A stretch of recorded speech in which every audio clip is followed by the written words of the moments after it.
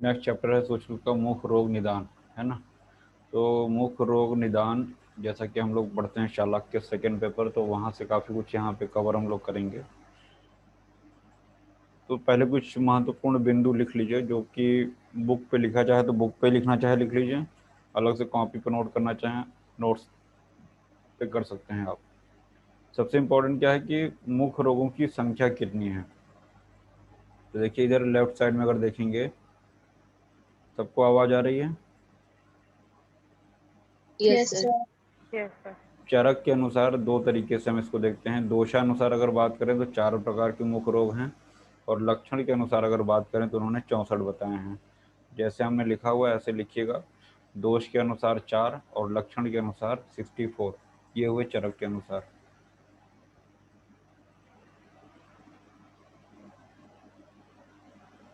फिर बात आती है सुश्रुत की। तो देखिए राइट साइड में लिखा हुआ है सुश्रुत 65, भोज के अनुसार भी 65, माधव निदान, भाव प्रकाश और योग रत्नाकर, वाई आर मतलब योग रत्नाकर। तो माधव, भाव प्रकाश और योग रत्नाकर में कितना है? 67।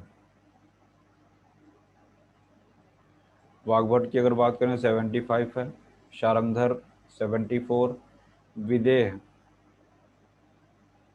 64। तो शारंगधर में 74, विदेह में 64 है, सुश्रुत और भोज में 65 65। ध्यान से सुनिएगा हम क्या कह रहे हैं। सुश्रुत उत्तर तंत्र 26 में 67 मुख रोग भी एक जगह आया हुआ है, लेकिन जब आपके पास ऑब्जेक्टिव रहेगा तो वहाँ पे आंसर आपको 65 ही देना है। ठीक है। तो सुश्रुत उत्तर तंत्र 26 में 67 मुख रोग बताए गए हैं। हो गया, लिख लिया सब।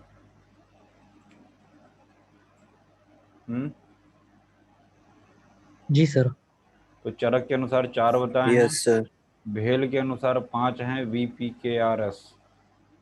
भेल के अनुसार 5 हैं, VPKRS।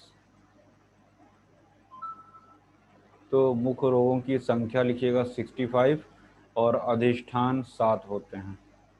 संख्या 65, अधिष्ठान 7।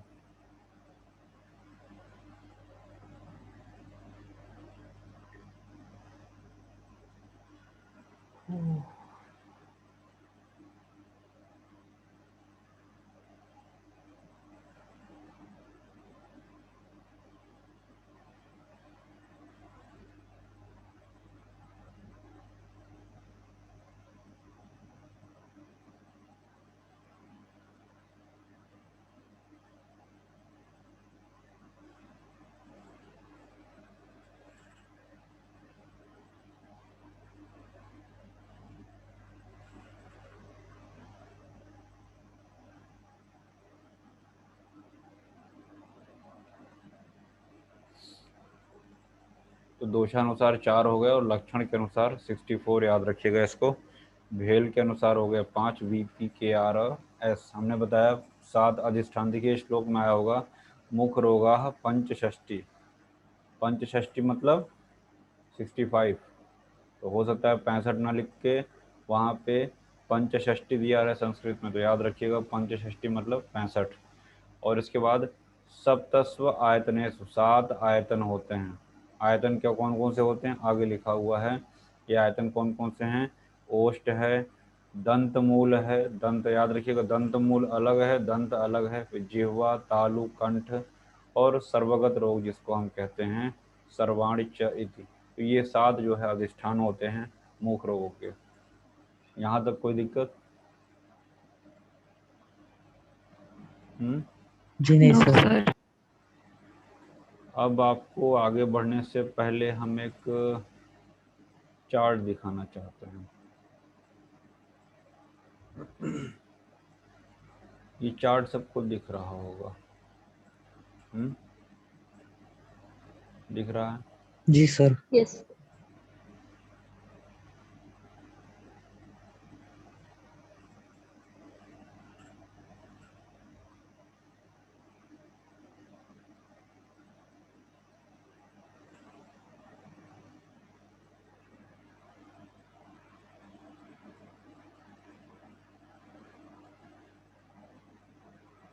चलिए यहाँ से आपको कंफ्यूजन होगा। 3 कॉलम बनाइए, 3 कॉलम वर्टिकल में, मतलब लेफ्ट से राइट की तरफ 3 कॉलम बनाइए। पहले कॉलम में ऊपर से नीचे तक लिख लीजिए। ओष्ठगत, ऊपर से नीचे लिखिएगा, ओष्ठगत, दंतमूलगत, ओष्ठ, दंतमूलगत, दंतगत। फिर से बोल रहा हूँ, पहले ओष्ठगत, ओष्ठगत रोग, फिर उसके नीचे लिखिए दंतमूलगत रोग, अभी संख्या सबकी लिखनी है। फिर तीसरे नंबर पे दंतगत रोग, फिर जिह्वागत रोग, तालुगत रोग, कंठगत रोग, ओष्ठ, दंतमूल, दंत, जिह्वा, तालुगत, कंठगत, और लास्ट में है सर्वगत। ये 7 आयतन हो गए।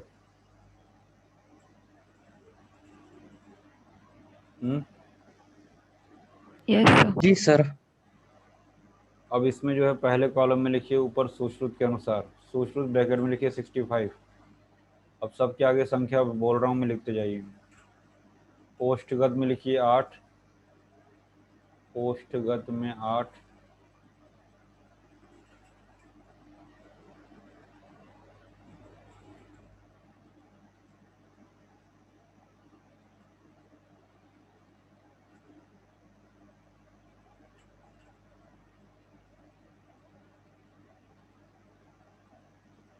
फिर लिखिए दंत मूलगत में 15, दंत मूलगत 15, दंतगत 8, दंतगत 8,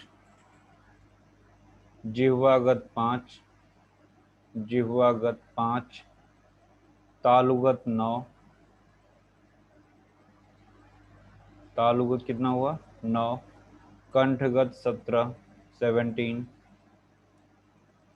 17, और सर्वगत 3, सर्वगत 3। लिख लिया। Yes sir. जो स्क्रीन पे हमने डार्क किया हुआ है वही चीज़ हमने इंक्रीजिंग ऑर्डर में लिखा हुआ है। एस फॉर सर्वगत, जे फॉर जिह्वागत, डी फॉर दंतगत।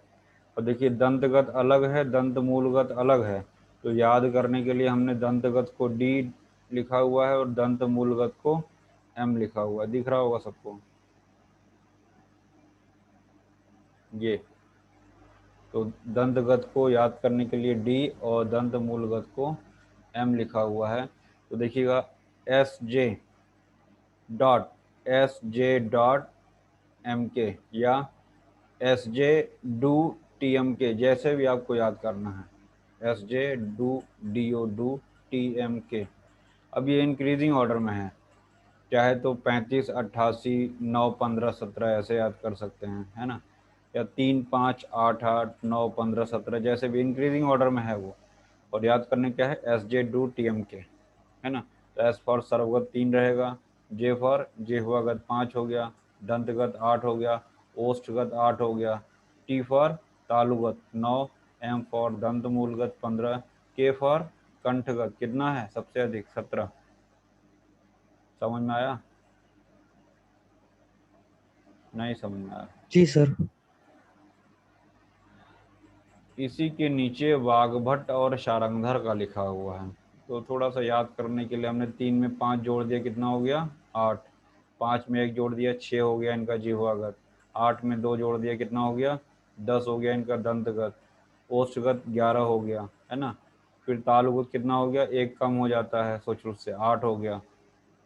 समझ में आ रहा है कि ऐसे बकबक कर रहा हूँ मैं? सुश्रुत का और वाग्भट का एटलीस्ट आपको याद होना चाहिए। सीक्वेंस वही रहेगा, सर्वगत, जिह्वागत, दंतगत, ओष्ठगत, तालुगत, दंतमूलगत और कंठगत। ये सीक्वेंस इसलिए बता रहे हैं कि इसी क्रम में इंक्रीजिंग ऑर्डर में संख्या है, इसलिए हमने ये याद करने के उद्देश्य से बनाया है। और वाग्भट वाला वही है, 8, 6, 10, 11, 8, 13, 18। तो इनका भी कंठगत सबसे अधिक है, कितना है 18 है। सुश्रुत कितना था 17 था। दंत मूलगत वहाँ 15 था, यहाँ पे वाग्भट शारंगधर में 13 है। तालुगत कम हो जाता है, वहाँ 9 था यहाँ 8 ही हो जाता है। ओष्ठगत वहाँ पे 8, यहाँ पे 11। दंतगत वहाँ पे 8 था, यहाँ पे 10। जिह्वागत वहाँ 5 था, यहाँ पे 6 है। तो यहाँ पे 3 में देखिए 4 में अधिक है, सर्वगत ज़्यादा है, जिह्वागत ज़्यादा है, दंतगत ओष्ठगत सभी लगभग लगभग आपको ज़्यादा दिखेंगे, सिर्फ किसको छोड़ के, तालुगत और दंत मूलगत को छोड़ के, है ना। आगे बढ़ा जाए। Yes sir. संख्या बहुत पूछी जाती है, इसको सावधानी से पढ़िए।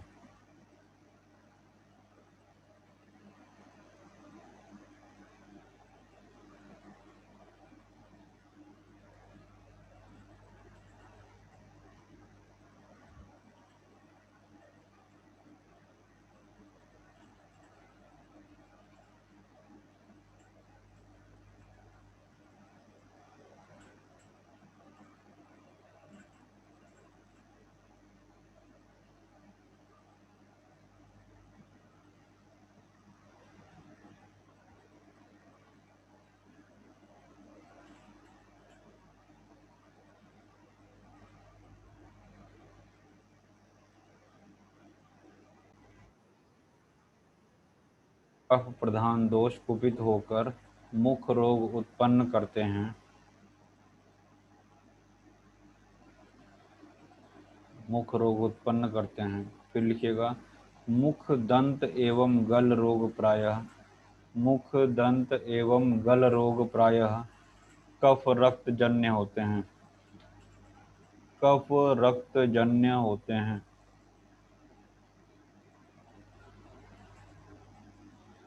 अतः दूषित रक्त को बार बार निकालें। दूषित रक्त को बार बार निकालें।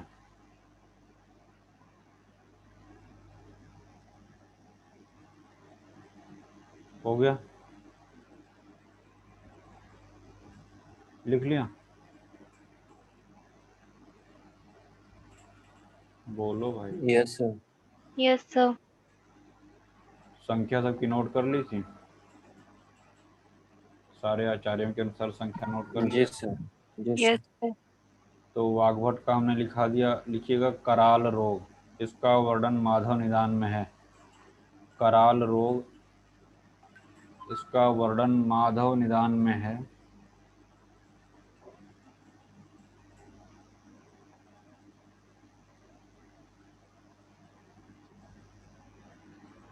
इसका वर्णन माधव निदान में है। माधव निदान में दंत मूलगत रोगों में है।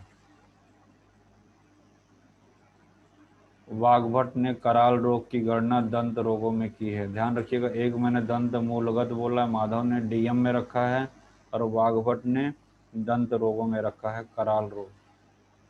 कराल और कहीं पढ़ा है? स्तनपान फाल वगैरह, रूम। स्तनपान वगैरह में कहीं ऐसा हम लोगों ने पढ़ा है कराल रोग, कहीं ऐसा? जी सर, अक्षर हो गए बालकों का स्तनपान करते वक्त ऊपर की ओर देखते हुए। हम्म। तो वाग्भट ने इसकी गणना दंत रोगों में की है, और माधव निदान ने दंत मूलगत, है ना। तो M for Madhav, M for मूल, यानी माधव में दंत मूलगत रोगों में है। ये हमने चार्ट आपको बता ही दिया। आगे बढ़ते हैं हम लोग थोड़ा सा।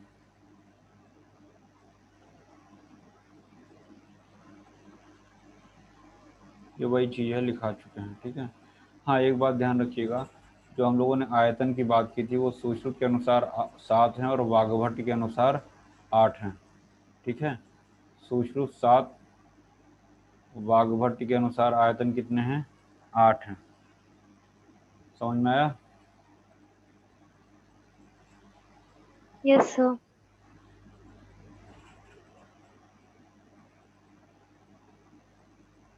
तो वाग्भट में एक गंडगत अलग से आ जाता है, जिसको गंडालजी बोलते हैं, तो वही एक आयतन अलग हो जाता है, ठीक है, तो याद रखिएगा।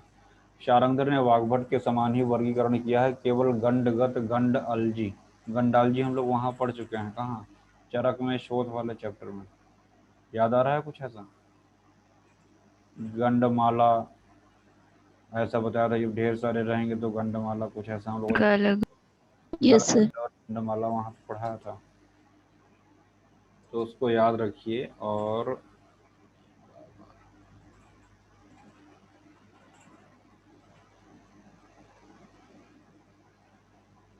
तो शारंगधर ने अलग माना है, आयतन एक गंडगत। ठीक है, अभी हमने एस जे डू टी एम के बोला है, एक और हमने बनाया था सजा दो टी एम के, है ना, एक तृणमूल कांग्रेस है बंगाल में, तो हमने याद करने के लिए उसको टी एम के है ना, तो टी एम के, टी एम सी नहीं टी एम के है, सजा दो, सजा मतलब एस जे, दो मतलब डी ओ, टी एम के 3 5 8 8 9 15 17, 3 5 8 8 9 16 18, ये भाव प्रकाश का नीचे मैंने लिखा हुआ है, इसको भी लिख लीजिएगा अपनी कॉपी में। आगे बढ़ते हैं। अब तो ये तो हुआ आयतन की बात, और जितने आयतन थे उसमें कितने कितने रोग होते हैं। अब आगे बढ़ेंगे हम लोग। अब जैसे ओष्ठगत में कितने हम लोगों ने पढ़े, संख्या कितनी थी ओष्ठगत की? 8। 8। 8। अब वो 8 कौन कौन से हैं? श्लोक नंबर 5 में देखिए, तत्र ओष्ठ प्रकोपा वात पित्त श्लेष्म सन्निपात रक्त मांस मेद अभिघात निमित्ता। दिख रहा सबको? Yes sir. जी सर।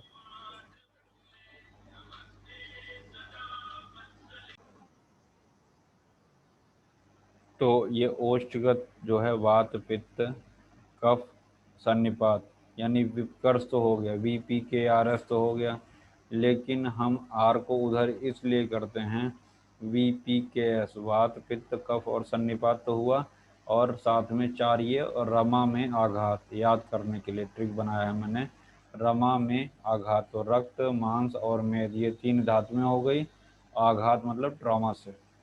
समझ में आया?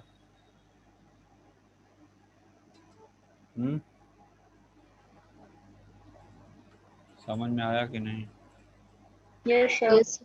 तो ये रमा में आघात और वी पी के एस याद रखिएगा इसको। ये 8 जो है ओष्ठगत व्याधियां हैं। अब इनके बारे में हम अलग अलग पढ़ेंगे, कुछ खास नहीं है। जो वात का लक्षण होता है, जो पित्त का होता है, जो कफ का होता है, वही मिलेंगे यहाँ पे। इससे पहले हम लोग खंडौष्ठ पढ़ेंगे। हम लोगों ने बाल रोग में पढ़ा था, जब डी एम मिश्रा सर की बाल रोग पढ़ रहे थे, तो वहाँ पे आपको याद आ रहा खंडौष्ठ आया था। Yes sir. Yes sir. तो वात की वजह से होता है, ओष्ठ जो है 2 भागों में कट जाता है ना, जिसको हेयर लिप भी हम लोगों ने वहाँ पर पढ़ा था। फिर इसके बाद देखिए, वाग्भट ने इन रोगों के अतिरिक्त ओष्ठ के 3 रोग अधिक माने हैं। अभी बताया कि ओष्ठगत वाग्भट कितने हैं? 11 हैं। अब 3 अधिक हैं, उसमें आपका खंडौष्ठ है ना, और दूसरा आपका ओष्ठ अर्बुद है, और तीसरा जलार्बुद है। समझ में आया? तो जो ओष्ठ अर्बुद है वो खरजूर के समान है, ओष्ठ अर्बुद, याद रखिएगा इसको, ओष्ठ अर्बुद। आपसे तीनों नाम ही पूछे जाएंगे अलग से कौन है, तो याद करने के लिए हमने देखिए जे ओ और के, जे फॉर जलार्बुद, ओ फॉर ओष्ठार्बुद और के फॉर खंडोष्ठ। समझ में आया? ये 3 वाग्भट के अलग से हैं, और ओष्ठार्बुद के ऊपर देखिए हमने छोटा सा आर लिखा हुआ है, दिख रहा है? Yes sir. ये रक्त की वजह से है, याद रखिएगा। रक्ते अर्बुदम भवेत ऐसा लिखा हुआ है लास्ट में वहाँ पे, ये जोक याद रखिएगा वाग्भट के 3 अलग से। अब आगे हम लोग अलग अलग बात करते हैं। तो जहाँ पे वात की बात होती है, श्लोक नंबर 6 में देखिएगा, कृष्ण आया होगा, परुष आया होगा, है ना, तीव्र वेदना होगी, ये सारी चीज़ें कभी नहीं पूछा जाएगा। पित्त में देखिएगा सरसप आकृति, दिख रहा है, सरसप के समान पीडिकाएं वहाँ पे होती हैं, ये इम्पोर्टेंट है, ये मैंने पी लिखा है, सरसप आकृति विषम। ठीक है, फिर इसके बाद कफ के प्रकोप में ओष्ठ के स्व समान, जैसे कि सवर्ण, सवर्ण मतलब होता है जैसा स्किन का कलर होता है वैसा ही कलर, है ना, वैसे ही स्किन के कलर वाली पीडिकाएं वहाँ पे होंगी। त्वचा के समान वर्ण की पीडिका, याद रखिएगा, सवर्णाविष्ट, है ना। तो ये आपका कफज का हो गया। सन्निपात में हम जानते हैं कि सभी लक्षण आ जाएंगे, ये पूछा भी गया है, देखिए वहाँ क्यों लिखा हुआ है, सकृत कृष्णो, सकृत पीतो, सकृत श्वेतो, या कृत श्वेत, जो भी पढ़ना है उसको। तो कभी जो है काला यानी कृष्ण, कभी पीला और कभी श्वेत दिखाई देता है, यानी भिन्न भिन्न वर्ण का दिखाई दे रहा है। और विविध प्रकार की पीड़िकाओं से युक्त, है ना। विज्ञापनेक पीड़िका चितो, ये आपका सन्निपात की वजह से है, ये क्वेश्चन आया हुआ एग्जाम में। कभी कृष्ण, कभी पीत, कभी श्वेत। तो कृष्ण है तो वात की वजह से, पीत है तो पित्त की वजह से, और श्वेत है तो कफ की वजह से। रक्त प्रकोप में देखिए खरजूल फल अभी आया था ऊपर, एक खरजूर वाग्भट वाला, क्या था वो? पोस्ट और बुक। स्टार। वो तो याद रखिएगा, यहाँ पे हमने स्टार बनाया है, वहां भी हमने स्टार बनाया था, अगर आपने ध्यान दिया हो तो। दिख रहा है, ये स्टार बनाया है, ये स्टार छोटा सा बना हुआ है, याद करने का ये तरीका होता है ना। तो ओ स्टार वुड भी हो गया आपका। और ये क्या है? खजूर फल के समान रक्तज ओष्ठ। रक्तज ओष्ठ, वहाँ भी दोष रक्त ही था, याद रखिएगा, तो खजूर फल के समान। फिर इसके बाद हमने बताया रमा में, तो रक्त में क्या हो गया? खजूर फल के समान। मांस में क्या हो गया? बहुत इंपॉर्टेंट है, मांस में देखिएगा कृमि पड़ जाते हैं। जंतु का मतलब उसमें कृमि पड़ जाते हैं, श्लोक के बीचों बीच आया है। जंतवश्च, दिखा सबको। Yes sir. फिर उसके बाद मेद में देखिएगा घृत मंडाभ इंपॉर्टेंट है। मेद दृष्टि से ओष्ठ घृत मंड के समान रंग वाले, है ना, तो घृत मंड इंपॉर्टेंट है। और स्वच्छ स्फटिक के समान स्राव, तो घृत मंड याद रखिएगा। हम लोगों ने पित्त रक्तज व्रण में पढ़ा था, घृत मंड ऐसा पीछे हम पढ़ा चुके हैं, इसीलिए हमने एरो बना के नीचे लिखा हुआ, दिख रहा है सबको। जब वो व्रण पढ़ाए थे तो वहाँ पे हमने बताया है ये आपको, घृत मंडा वहाँ पे आया था। फिलहाल नहीं याद आ रहा हो क्योंकि दोहराया नहीं है। अच्छा स्फटिक के समान स्राव, यानी कि स्वच्छ स्फटिक के समान स्राव, ये हो गया रमा में। और लास्ट क्या बताया मैंने? आघात यानी ट्रॉमा से। तो क्षतज में क्या है देखिएगा, क्षतजाभो विदीर्यते पाटते चा अभिघातता ग्रथितो, क्या है बताइए।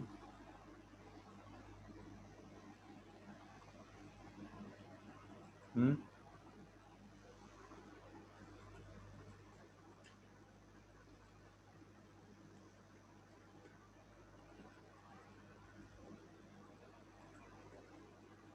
जो ओष्ठ है वो विदीर्ण हो जाएगा, छिन्न हो जाएगा, ग्रंथिल होता है, और एक शब्द लास्ट में आया है कंडू, वहाँ पे कंडू भी होगा। तो चार चीजें हम लोग लिख सकते हैं इसमें, क्या है? विदीर्ण, छिन्न, ग्रंथिल एवं कंडुयुक्त। विदीर्ण, छिन्न, ग्रंथिल एवं कंडयुक्त, ये आघातज ओष्ठ रोग हो गया। मेदोज में क्या पढ़ा हम लोगों ने? घृत मंड के समान और अच्छे स्फटिक के समान स्राव। कृमि की उत्पत्ति किसमें बताया? मांस। मांस में। खरजूर मांस। फल आकृति पीड़िका किसमें है? रक्तजोष्टगत। और उसी में रुधिर स्राव भी होगा, ठीक है। चलिए आगे बढ़ते हैं। अभी जो हम लोगों ने कराल रोग पढ़ा, तो ये वातज होता है। माधव निदान ने दंत आश्रित वायु दांतों को कराल यानी विषम एवं विकट बना देता है, और ये असाध्य व्याधि है। तो लिख लीजिए जैसे उन्होंने लिखा है, दंत आश्रित वायु दांतों को कराल, कराल मतलब विषम, कराल एवं विकट बना देता है।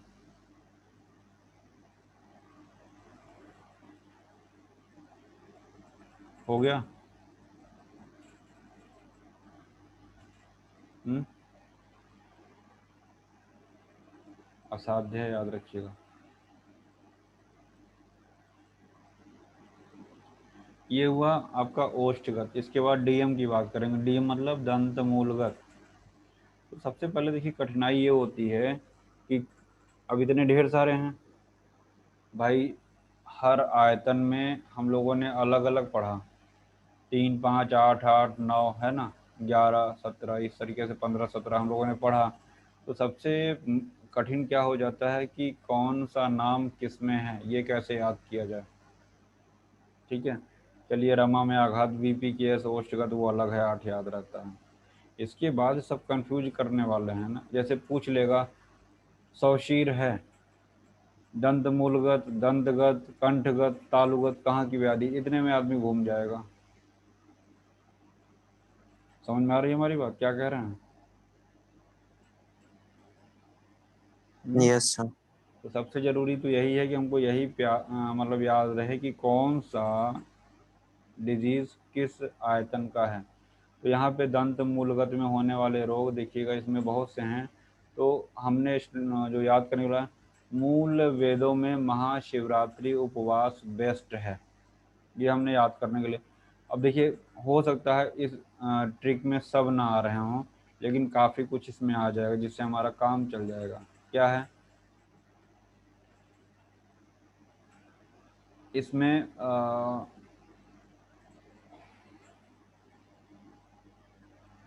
मूल इसलिए मैंने लिखा है जिससे हमको ये याद रहे कि ये दंत मूल का फार्मूला है। समझ में आया? बोलते रहो तो बताने में जी सही। सर। वेद का मतलब हुआ क्या? दंत वैदर्भ। वैदर्भ, वेद आ रहा है ना उसमें, वैदर्भ। जी सर, वेदर। महाशिवरात्रि, महा से महासौशीर है ना, महासौशीर है वहां पे। जी उपवास, सर। उपकुश है। बेस्ट से क्या हो गया देखिएगा, बेस्ट से क्या होगा? दंत, दंत वेष्टक। दंत वेष्ट, दंत वेष्टक। दंत वेष्टक हो गया। अब देखिए, जो जो व्याधियां हैं इसमें, उसमें किसमें किसमें दंत लगा हुआ है। एक तो आपका दंत पुप्पुट है, दंत वेष्टक है, और दंत वैदर्भ है। अधिमांस भी आया होगा, वो हमारे फार्मूले में नहीं आ रहा है। दंत वर्धन हमारे फार्मूले में नहीं आ रहा है। हम्म।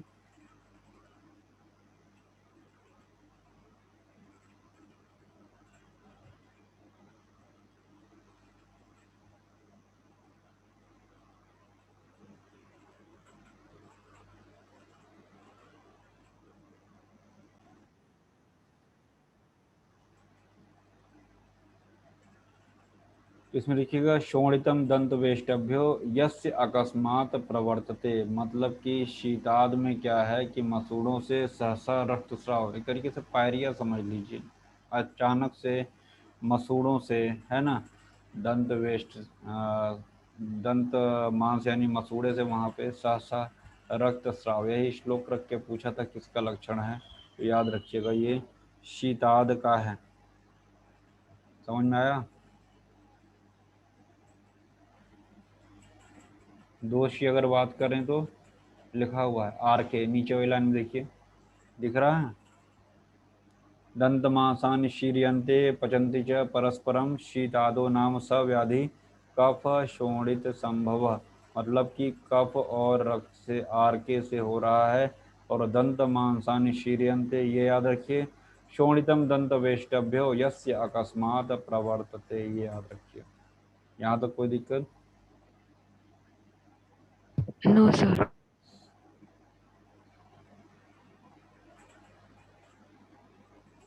फिर इसके बाद है दंत पुप्पुट की बात, वो क्या था? शीताद था। अब इसके बाद दंत पुप्पुट, यहाँ भी आर के लिखा हुआ है, देखिएगा, है ना। लास्ट में श्लोक में आया है कफ रक्त निमित्तजः, तो ये भी आर के की वजह से हुआ। श्वेथु यानी शोध होगा और वेदना होगी, है ना।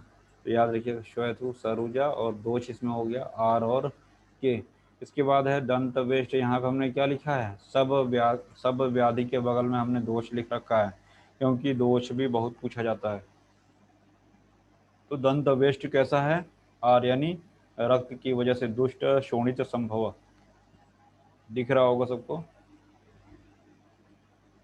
Yes, sir. स्रवंती पूय रुधिरम चला दंता, दंत वेष्ट मतलब कि दांत चलते रहते हैं, हिलते रहते हैं। जिस मनुष्य के दांत पीव और रक्त बहाते हैं और हिलते हों, यानी कि हिलते रहते हैं दांत, और उसमें से पस निकलता रहता है, पूय और रुधिर, पस और रुधिर दोनों निकलता रहेगा और दांत हिलते रहेंगे, वो आपका दंत वेष्ट है, और रक्त की वजह से, दूषित रक्त की वजह से हो रहा है।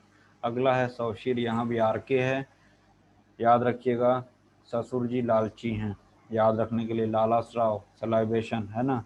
और आर के, आर के ससुर जी, जो भी आपको याद रखना है, जैसे भी याद करना है, तो याद रखिएगा जो सौशीर है वो आर के है, और महासौशीर एस यानी कि सर्वदोष सन्निपात से है। पके तो नहीं हो? नहीं सर। No sir. तो सौशीर में पकड़ेंगे कैसे? लाला श्रावी है और आरके की वजह से है। फिर महासौशीर सन्निपात से, और इसका श्लोक इम्पोर्टेंट है, दंताश चलंती वेष्टभ्यस्तालु चाप्य अवधीरते।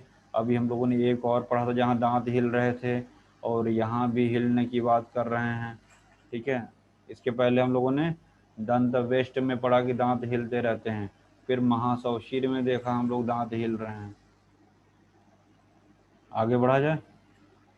Yes, sir. यहाँ कन्फ्यूजन इसलिए होता है कि महासौशीर वाले श्लोक में वेष्टभ्य तालु आया हुआ है ना। पहली कन्फ्यूजन होता है कि तालु शब्द से हमारा दिमाग जाएगा तालुगत व्याधि में। दूसरा हमारा वेस्ट शब्द से दंत वेस्ट की तरफ हम भागेंगे, इसलिए थोड़ा सा ये इम्पोर्टेंट हो जाता है। समझ में आया? जी सर। और दंताश चलंती याद रखिएगा, दंताश चलंती वेष्टभ्यस तालु चाप्य अवधीरते, ये आपका महासौशीर है और सर्वदोष से है, ये सन्निपात की वजह से है। और भोज ने इसमें 7 दिन में ही मृत्यु होना लिखा है महासौशीर में, ध्यान रखिएगा। पायरिया का उग्र रूप लिखा हुआ है ना, 7 दिन में मार देता है। आगे हम लोग बढ़ते हैं। हमने नीचे कट गया थोड़ा सा, भाव प्रकाश में दंत विदर्धी को एक्स्ट्रा बताया है दंत मूलगत रोगों में। तो भाव प्रकाश का एक्स्ट्रा क्या हो गया दंत मूलगत में? दंत दंत विदर्धी, विद्युत। तो उसको भी याद रखिएगा। अब दंतवेष्ट, महासौशीर, उपकुश और वैदर्भ, ये 4 ऐसे हैं जहाँ पे दांत हिलते रहते हैं, दांतों में मूवमेंट होता रहता है। कौन कौन सा है वो 4? दंतवेष्ट अभी हम लोगों ने पढ़ा, महासौशीर पढ़ा, आगे अभी वैदर्भ भी मिलेगा, दंत वैदर्भ, और उपकुश भी मिलेगा। तो ये 4 ऐसी व्याधियाँ हैं जहाँ पे दांत हिलते रहते हैं। अभी हम लोगों ने लाला स्राव पढ़ा, क्या बताया हमने? ससुर जी, Shit. सौशीर है ना। अगला अधिमांश में भी लाला स्राव मिलेगा, तो सौशीर और अधिमांश में लाला स्राव। सौशीर में दोष कौन सा है? आर के। आर के। आर की। और महासौशीर में Sannipat. अधिमांश लिखा हुआ जिसमें लाला स्राव हो रहा है, उसमें कफज होता है ये अधिमांश, ठीक है। तो लालची ससुर अंधा है, ऐसा में लिखा है। लालची मतलब लाला स्राव, ससुर हमने बताया अंधा है अधिमांश। तो इस तरीके से ट्रिक बना रखा है क्योंकि बहुत कॉम्प्लिकेटेड है। मुख रोग और नेत्र रोग है तो बहुत आसान, लेकिन जब तक आप न्यूमोनिक से नहीं पढ़ेंगे, ट्रिक से नहीं पढ़ेंगे, ना तो नेत्र रोग याद होता है, न कर्ण रोग, न मुख रोग। हमको तो आज तक कुछ ना याद हो पाया जब तक ट्रिक से नहीं याद करते हैं। इसका उसमें हो जाता है ना, तेरा तुझको अर्पण क्या लागे मेरा, वही हो जाता है। कौन सा संधिगत है, कौन सा शुक्लगत है, कौन सा कृष्णगत है, कौन सा दृष्टिगत है, सब खिचड़ी पक जाती है। इसलिए जब तक ट्रिक से नहीं याद करते हैं याद नहीं होता है। हम भी तो सामान्य व्यक्ति ही हैं। वही हाल यहाँ भी है। तो कदम कदम पे यहाँ पे हमको ट्रिक बनाना पड़ेगा जिससे हमको हमेशा के लिए याद रहे। मुख दूषिका में दोष कौन सा बताया था? Kafarak. वाह बेटा, इतना बढ़िया फार्मूला भी बताया था वहाँ पे, मुख को कवर करना है। Yes sir. कभी कभी मन करता है बंद कर दें, काहे अपना टाइम वेस्ट कर रहे हैं। चलो, परिधर में परिवार को पकड़ के रहना चाहिए। परिधर मतलब परिवार, परिवार को हमें सब पकड़ के रहना चाहिए। पकड़, PKR, समझ गए होगे हम क्या बोल रहे हैं। तो परिधर में दोष क्या हो गया? PKR, पित्त, अश्रिक और कफ। पित्त अश्रिक मतलब रक्त और कफ, ये तीनों यहाँ पे इन्वॉल्वमेंट हैं। और ध्यान दीजिएगा, दंत मांसान्य शीर्यन्ते यस्मिन इष्ठीवत चाप्य श्रिक, मतलब बार बार फूकेगा और उस फूंक में, स्टीवन में रक्त आता है। समझ में आया? स्टीवत चाप्य श्रिक, PKR इसमें हो गया आपका दोष। आगे बढ़ते हैं, उपकुश है ना, PR प्यार, उपकुश प्यार। अभी हम लोगों ने पढ़ा कि दांत, इसमें जो 4 हम लोगों ने पढ़े उसमें उपकुश भी था, जो दांत हिलने वाले थे उसमें उपकुश भी था। याद आ रहा है? अभी ऊपर पढ़े थे। Yes sir. जी सर। जब पित्त है तो दाह भी होगा और पाक भी होगा। तो देखिए दाह और पाक दोनों आया हुआ है, ठीक है। दाह और पाक दोनों है और दंत चल रहे हैं, यानी मूवमेंट भी हो रहा है। तो देखने से समझ में आएगा ये पित्त और रक्त वाला उपकोष है जिसमें दांत मूव कर रहे होंगे। और प्रसवंती शोणितम, अंडरस्टूड है, रक्त निकलता रहता है, खून निकलता हो, है ना। तो ये इम्पोर्टेंट है। और आखिरी लाइन में आया है पित्त रक्त कृतो गदा, यानी पित्त और रक्त की वजह से होने वाली यह उपकुश व्याधि है। इसके बाद आया है वैदर्भ। वैदर्भ में भी हमने आपको बताया क्या अभी थोड़ी देर पहले, दांत दंत हिलते रहते चल। हैं। तो चला दंता आया हुआ, देखिए आया है ना। और सबसे इम्पोर्टेंट बात क्या है जो पूछा गया एग्जाम में, ये वैदर्भ जो है चोट लगने की वजह से होता है, ट्रॉमा की वजह से, अभिघात की वजह से। लिखा हुआ ना लास्ट में, अभिघातजः। जी सर। और पहला ही शब्द आया है घृष्टेशु, है ना। घृष्ट मतलब रगड़ खाने की वजह से, दंत मूल में रगड़ने से अत्यधिक संरभ, यानी जहाँ भी रगड़ होगा वहाँ रेडनेस हो जाता है। तो दंत पंक्ति वहाँ पे हिलने लगेगी और इसे अभिघात जन्य वैदर्भ रोग कहते हैं, यानी चोट की वजह से हुआ है। याद रखिएगा। वाग्भट ने इसको विदर्भ कहा है। देन इसके बाद है वर्धन। वर्धन, तो वैदर्भ और विवर्धन, ये हम लोग क्या पढ़ रहे हैं, कौन सा आयतन? दंत मूल। इसीलिए डीएम डीएम लिखा हो जिससे याद दंतमूल। रहे। डीएम का मतलब दंत मूलगत में चल रहे हैं हम तो, है ना। तो हमको बहुत चीज़ों को कंसंट्रेट करना पड़ेगा। तो वर्धन वात प्रकोप के कारण, वहाँ पे हमने वी लिखा हुआ है, यानी वर्धन में दोष कौन सा हो गया? वात। जब वात है तो क्या होगा? तीव्र वेदना और अधिक दांत पैदा हो जाता है, मतलब एक्स्ट्रा टीथ वहाँ पे बन जाता है, एक्स्ट्रा टीथ। कभी कभी देखा है बोलते हैं अक्ल दाढ़ निकल रहा है, अक्ल दाढ़ है तो बोलते हैं ना, एक्स्ट्रा दांत जब निकलता है कभी कभी तो बहुत ज़्यादा पेन होता है। हमने इसको वहाँ से लिया है, वर्धन, एक्स्ट्रा टीथ। या कभी कभी क्या होता है कि एक दांत की जगह पे दो दो दांत निकलने लगते हैं, तो इस तरीके से भी उसको ले सकते हैं। वर्धन, वात प्रकोप के कारण अत्यधिक पीड़ा से अधिक दांत पैदा होता है। भाव प्रकाश में खल्ली वर्धन शब्द आया हुआ है, हमने लिखा हुआ है खल्ली वर्धन। अष्टांग संग्रह में वर्धन को अधिदंत कहा है, अधिदंत मतलब अधिक दंत, तथा खलवर्धन लिखा है।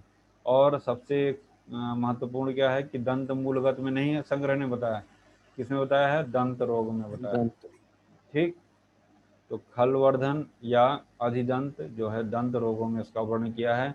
और सुश्रुत ने वर्धन के नाम से दंत मूलगत में। इसके बाद आता है अधिमांस। यहाँ भी लाला हमने दो बताया, एक सौशीर में लालची ससुर अंधे हैं, याद रहेगा। तो लालची मतलब लालाश्रा, ससुर से सौशीर हो गया, अंधे से अधिमांस।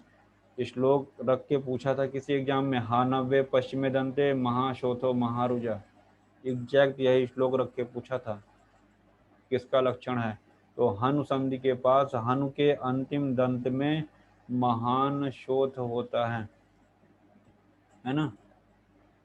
मोलर की तरफ की बात कर रहे हैं, उधर जो है बिल्कुल किनारे के साइड में, इसको इम्पैक्टेड विजडम टूथ कहते हैं। जो भी हमने कहा अक्ल दाढ़, वो यहाँ पे आ रहा है अधिमांस में, है ना। तो जब अक्ल दाढ़ निकलने लगता है, विजडम टूथ निकलने लगता है, उसकी बात कर रहे हैं। और आयुर्वेद में उसको अधिमांस कहा गया है। तो लालाश्रावी और हानव्य पश्चिमी दंते, इसका मतलब पश्चिमी दंते का मतलब सबसे लास्ट में, सबसे लास्ट के दांत की बात कर रहे हैं। अगर हम मीडियल और लैटरल की बात करें तो ये सबसे शायद लैटरल की बात कर रहे हैं, है ना। सबसे पश्चिम की तरफ सबसे लास्ट में जो दांत है वहाँ पे शोथ है अंतिम दांत में, और उसकी वजह से वहाँ पे तीव्र वेदना है, महारुजा है और लाला का स्राव है, सलाइवेशन हो रहा है। ये कफ की वजह से है। और बोलें कितने में समझ में आ गया? समझ गए सर। तो इम्पॉर्टेंट है 27 नंबर श्लोक, याद रखिएगा। इसके बाद जो है 5 प्रकार की नाड़ियाँ हैं, 5 प्रकार की दंत नाड़ी है। इसका भी वर्णन दंत मूलगत रोगों में ही आया है। ठीक है, तो ये 5 प्रकार की दंत नाड़ी बताया है, इसको याद रखिएगा। और विमर्श में आया होगा वात पित्त कफ सन्निपात और आगंतुज, ये जो है आगंतुज या शल्यज कह लीजिए, ये 5 नाड़ियां विमर्श में लिखी हुई हैं। डल्हन ने इसी पे टीका अपनी की है। तो अगर पूछ ले कि 5 नाड़ी कौन सी हैं दंत नाड़ी, तो वी पी के एस और आगंतुज या शल्यज हो जाएंगी। तो ये डल्हन की टीका है। इसके बाद शारंगधर ने 5 नाड़ी बताया है, वी पी के आर एस। समझ में आया? Yes sir. इसके बाद दंतगत रोग, केवल नाम याद करा के बंद करेंगे क्योंकि दर्द ज़्यादा है।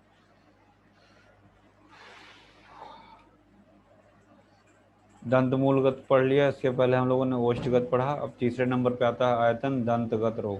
संख्या कितनी है? 8। तो ट्रिक बनाया है, कपि हनुमान भजो हर्ष से, श्याम कृपा दाल शर्करा, ये लिखा हुआ है। जब 2-3 बार बोलेंगे तो याद हो जाएगा। कपि हनुमान भजो, कपि से क्या हो गया? कपालिका। हनुमान अनुमोक्ष। अनुमोक्ष। भजो से क्या हो गया? भंजनक। हर्ष से दंत हर्ष। श्याम से श्यावदंत आया होगा। कृपा से क्री से कृमि दंत आया होगा। और पास से हमने कपालिका के लिए लिया है, ठीक है ना। और लास्ट में आया है शर्करा, है ना। तो कृपा में दोनों आ गया, कृमि और कृपालिका, ये कपालिका दोनों आया हुआ है उसमें। तो ये 8 जो हैं आपके, कपि हनुमान भजो हर्ष से श्याम कृपा दाल शर्करा, यानी श्याम की कृपा से दाल चीनी, कुछ भी आप याद करने के लिए। ये 8 आपके जो है कौन से हो गए? दंतगत। और वाग्भट शारंगधर में 10 बताया है। हनुमोक्ष नहीं माना है, ध्यान से सुनिएगा। जब हनुमोक्ष नहीं माना वाग्भट ने, तो संख्या कितनी हो गई? सूक्ष्म से 1 घटा दिए, 7 हो गई। लेकिन हमको 3 जोड़ना है, तो 3 आप कौन कौन सा जोड़ेंगे?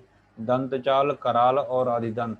अभी हमने बताया था कि अधिदंत वाग्भट ने दंत मूल में नहीं बताया है, दंतगत में बताया है। और सुश्रुत ने अधिदंत की जगह पे क्या बताया है? अधिमांस। भूल गए? अभी 2-3 लाइन ऊपर पढ़े हैं। संवर्धन को उन्होंने वर्धन, अधिदंत वर्धन, ये ठीक है। वर्धन की जगह पे वाग्भट ने दंतगत में अधिदंत बताया है। वही यहाँ पे हम बता रहे हैं कि इन्होंने जो है वाग्भट ने हनुमोक्ष की जगह पे ये 3 अलग बता दिए, हनुमोक्ष नहीं बताया है। तो दंतचाल, कराल और अधिदंत जो है वाग्भट और शारंगधर के एक्स्ट्रा हैं, याद रखिएगा। वाग्भट का ही याद रखिए। समझ में आया?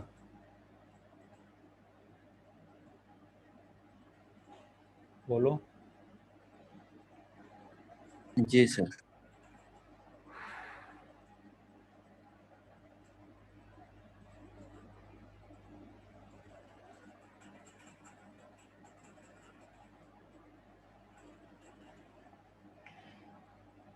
तो अधिमांस आपका दंत मूलगत हो गया और अधिदंत कहाँ का हो गया? दंतगत हो गया।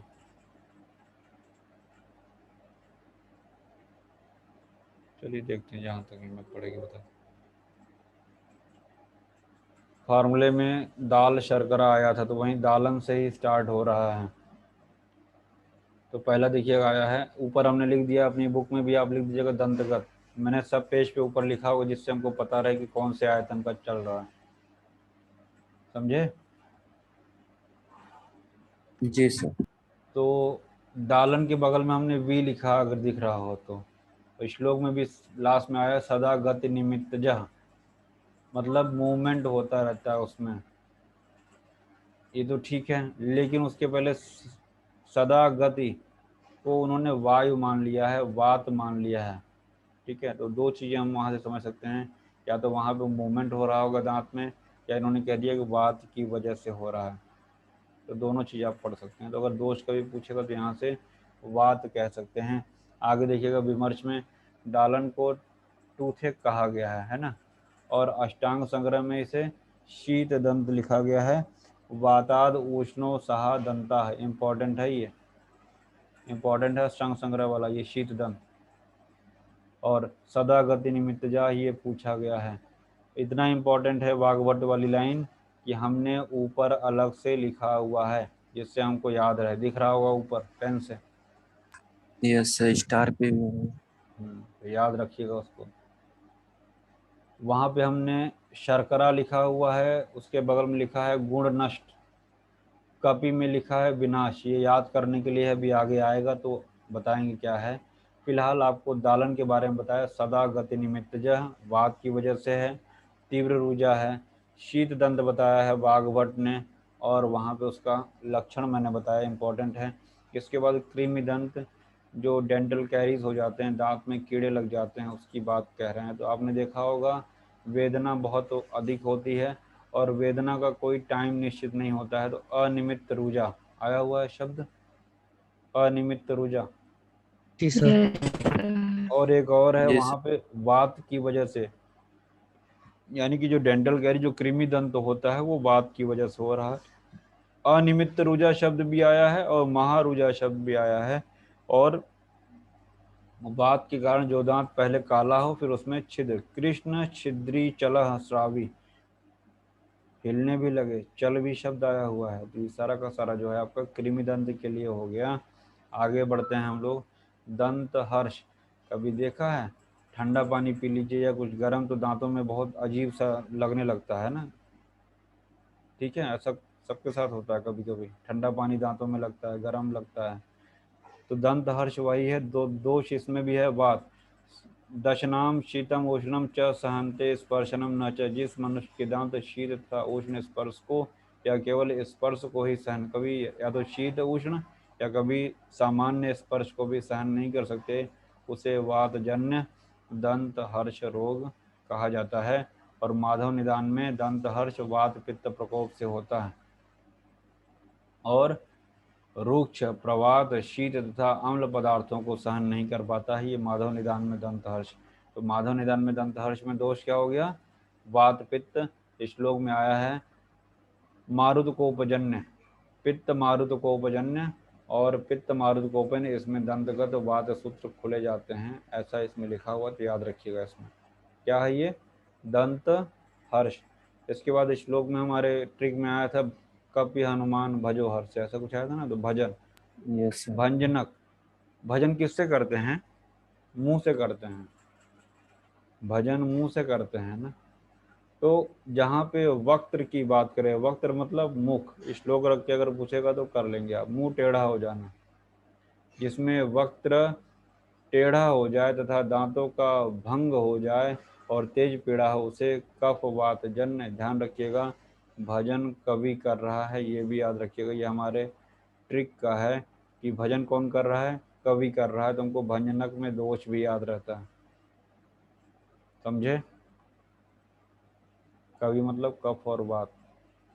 तो भजन मुख से होगा, मुख टेढ़ा हो जा रहा है, कवि का मुख टेढ़ा हो जा रहा है। भजन करते समय जैसे आपको याद करना है याद करो, हमको 4 ऑप्शन देख के सही करने से मतलब है, बाकी दुनिया जाए भाड़ में।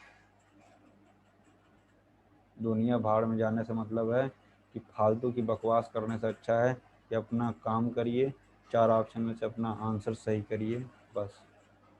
फालतू की चीज़ों को नहीं पढ़ना है, नहीं पढ़ना है, उसमें फालतू के शब्दों को नहीं पढ़ना है। बाकी का पूरा श्लोक ऐसा छोड़ दीजिए, जितना बता रहे हैं केवल उतना ही पढ़िए, अदरवाइज जितने गोते लगाओगे डूबते चले जाओगे। फिर कह रहे हैं, बार बार कहते हैं, जब पीजी करना तब उसमें कूदना, समझना है। Yes sir. ये हो गया भजन की बात। फिर इसके बाद दंत शर्करा। अभी हमने ऊपर बताया था कि अभी शर्करा के बारे में और एक कपालिका कभी के विनाश। बारे में, कभी विनाश करता है। तो देखिए कपालिका में विनाशिनी शब्द आया होगा, दशना नाम विनाशिनी, दिख रहा है लास्ट में आया है। Yes sir. तो दशानन का विनाश किसने किया था, कपि ने किया था। तो यहाँ से हमको अगर श्लोक रख के दे देगा तो हम कर लेंगे, ठीक है। दशना नाम विनाशिनी या दशानन याद करने के लिए दशानन विनाशिनी। तो कपि यानी कपालिका है। और यहाँ पे दलंती दंत वल्कानी यदा शर्करया सह, जब दांतों पर पूर्वोक्त जमी हुई शर्करा के साथ दंत वल्क उतरने लगता है तब उसी शर्करा को दंत, जो वहाँ पे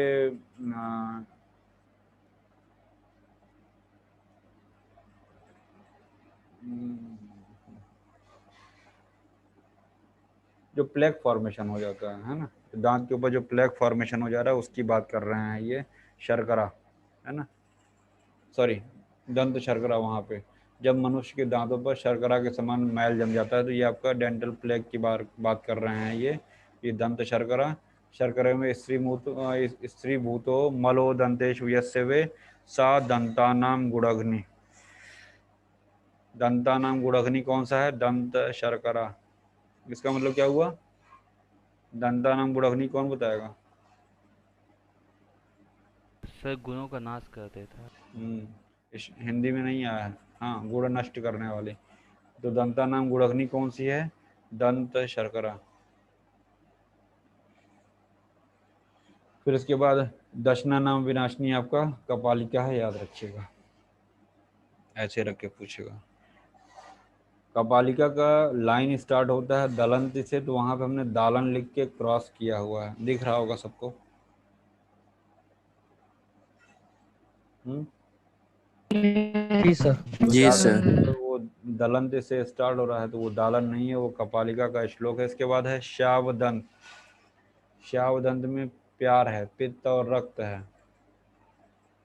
यो असिक मिश्रण पित्तेन दग्धो, यानी असिक मतलब रक्त है और पित्त है, इन दोनों की वजह से क्या हो रहा है? दग्ध होकर श्याव अथवा नीला हो जाता है।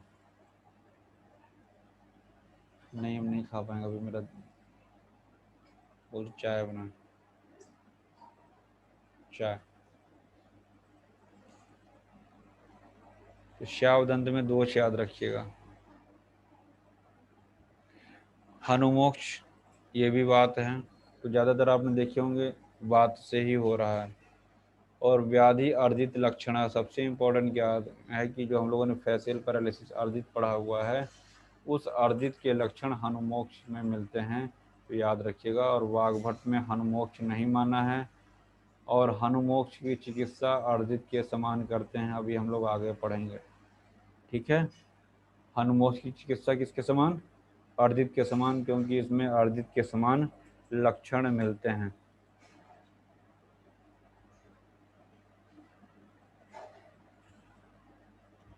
तो अभी हमने आपको 3 आयतन पढ़ाए हैं, शायद ओष्ठगत हम लोगों ने पढ़ा, दंत मूलगत और दंतगत, 3 पढ़े हैं।